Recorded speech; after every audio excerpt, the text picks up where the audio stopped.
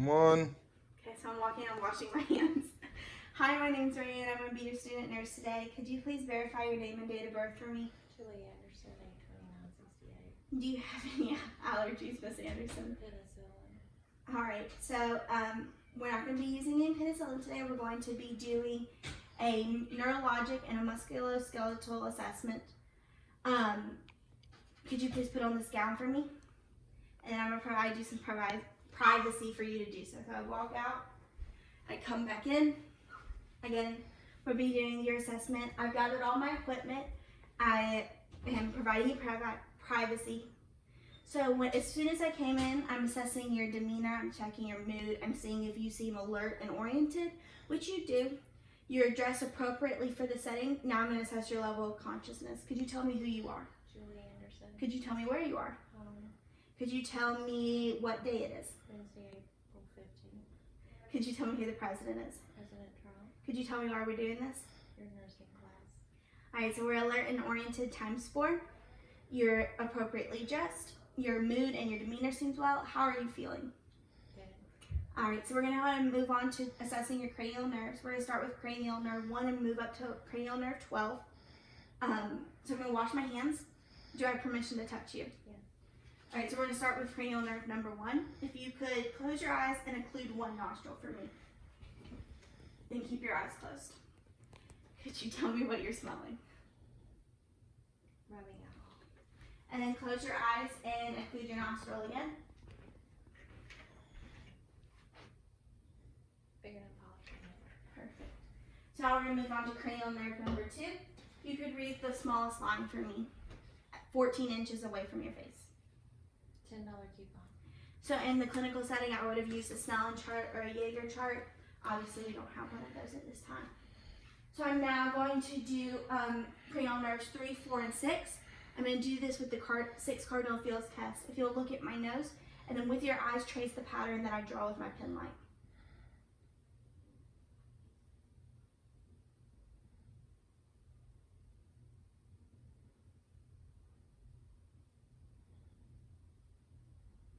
And one thing that I did forget with the cranial nerve number 2 that we're going to redo real quick is that I had you move both eyes. If you could cover one eye and read it again. And keep it 14 inches above your face. $10 coupon. And then switch. $10 coupon.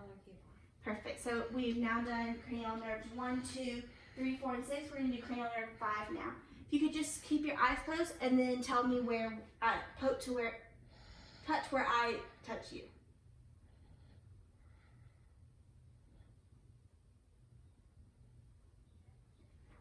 Perfect. You can open your eyes.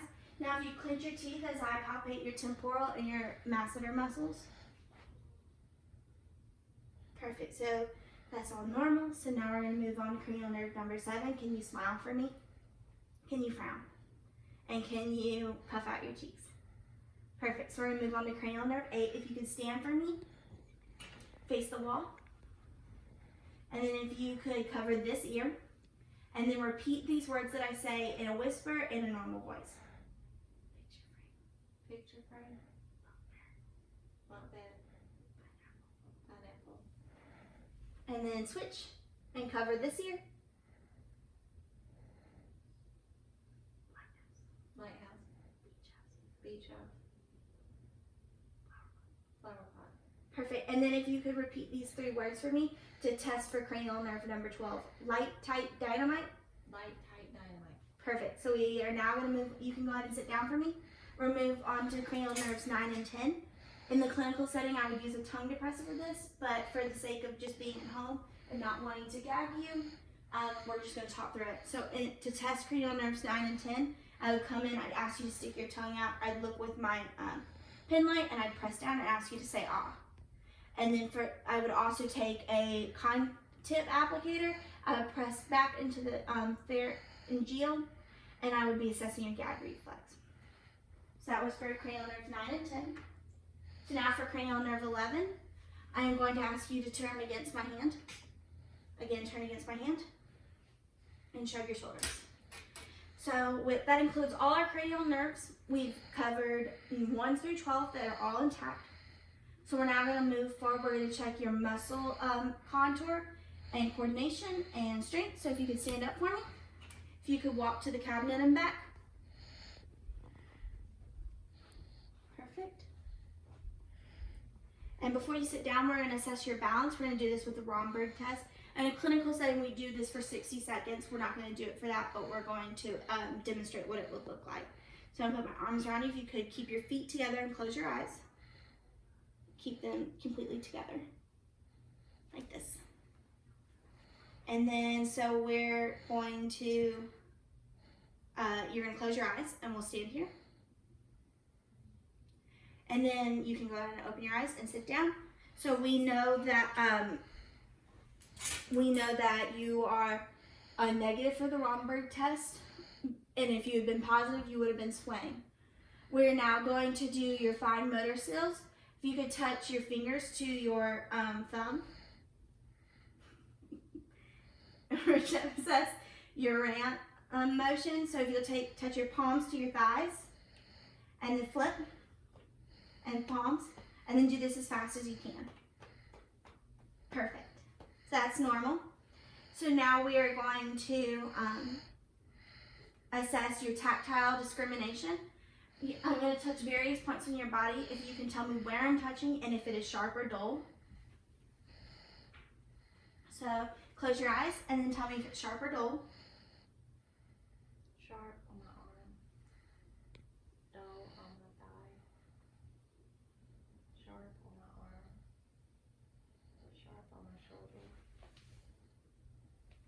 Dull on my foot. Alright, you can open your eyes. So you have normal tactile discrimination. So now we're going to go ahead and do soft touch. If you can tell me if where I'm touching you with this. And with your eyes closed. Shoulder. Hand. Thigh. Shin. Foot. Okay, so that is all normal. And then you could also do this with temperature and very sharp objects. So we're now going to do your Babinski test. We're going to, if it's all right with you, take off your sock to do so. So I'm going to take your sock off. So these two toes move forward, and if any of her toes had moved backwards, it would have been signs of a stroke. But because your test is negative because it moved forward, there's no signs of a stroke. And then I would repeat this in both feet. We're now going to do the clonus test. You can pull against my hand with your foot, and then push against my hand with your foot. Perfect.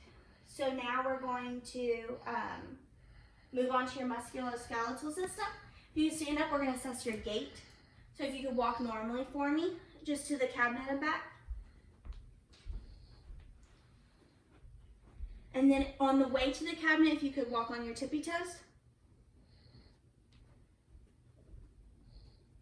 And if on your way back, you could walk on your heels.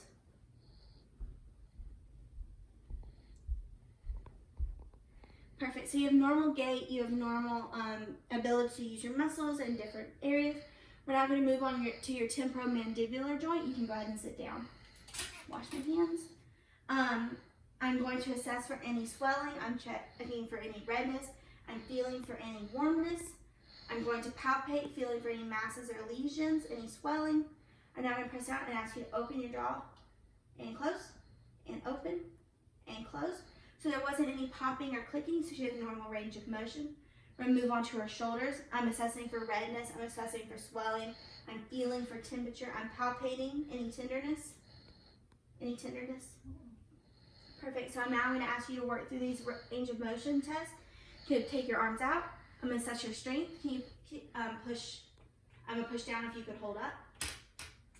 She has normal strength. So now we're going to test your range of motion. So hold your arms out. And then up.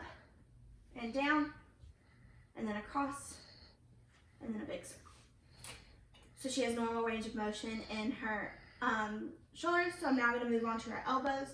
Again, I'm assessing for redness. I'm assessing for swelling. I'm checking for heat. I'm then palpating. I'm feeling, tell me if there's any pit tenderness.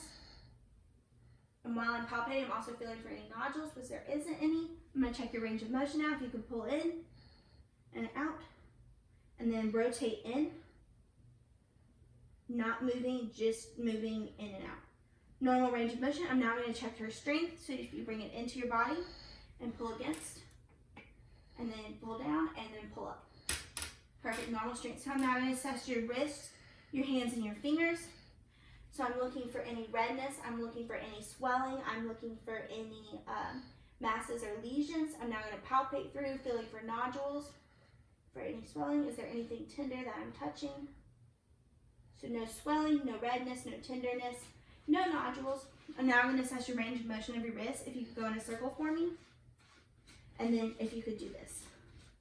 So normal range of motion. So I'm now going to assess the range of motions of your hands and your fingers. So if you could make a fist for me with your thumbs on the outside. And then like this. And then if you could go open your hands and close. Now I'm going to test your strength. If you could squeeze my fingers. Normal strength on both sides. Open your fingers up. And squeeze. Normal strength. So I'm now going to assess your spine. I'm going to assess the cervical, the thoracic, and the lumbar. I'm going to first look for any redness or swelling. I'm checking for masses, lesions, or moles. I'm now going to palpate down. Is there any tenderness? No. So normal. I'm now going to assess your hips. I'm checking for any redness, swelling, heat. I did that on your back as well. Checking, so I palpate again. Any tenderness? I'm now going to assess your range of motion for your spine and for your hips. If you could lay down for me. And then if you could take your legs straight. So we're going to do the last finger's test for your spine. If you could lift up. Any pain? No. And again. Any pain? No. And then we'll do your hips. If you could bend at the knee. Any pain? And can you hold it there? Any pain? No. Right, and down. And then again. Hold it there. Any pain? No. And down. So now I'm going to do her knees. I would pull up her gown to be able to look at this. I would assess for redness. I'd be assessing for swelling. I'd be assessing, I'd be palpating for any nodules, any swelling I feel. Any tenderness? No. All right, and any tenderness? No. I'm now going to test the range of motion of your knees. So if you could pull back and then point your toe towards me and then go down and keep it like that. Pointing towards me, your toe, and down, and then I'm going to feel for any clicking or popping as you go down. There's no clicking or popping, and then again we're going to come up. You're going to put your toe towards the wall. I'm going to feel for any clicking or popping, none of which were there. If there was swelling, I would have done further palpation, pushing down on the swelling, and seeing if that goes away with that. And then if there had been clicking or popping, I would have done another test to check that as well. We can go ahead and sit up now. I'm going to be checking your feet and your ankles. So again, I'm assessing for any redness. I'm assessing for swelling as I'm palpating. I'm checking for any tenderness, any nodules, any lesions, any masses. Feeling all the way down. Normal temperature. I'm going to check the range of motion. I'm going to ask you to just turn your feet inwards and turn them out. Now we're going to straighten out. Pull your toes towards you. Pull your toes towards you. Point your toes towards me. Now pull against my hands. And push against my hands. So normal strength, normal range of motion. So, and all her joints, she had normal range of motion. One more thing for range of motion of your spine. Could you please touch your chin to your chest and come back up? And could you bend over? So normal range of motion for all of this. So again, I'd wash my hands, I'd document my findings, and I'd discuss anything pertinent with you.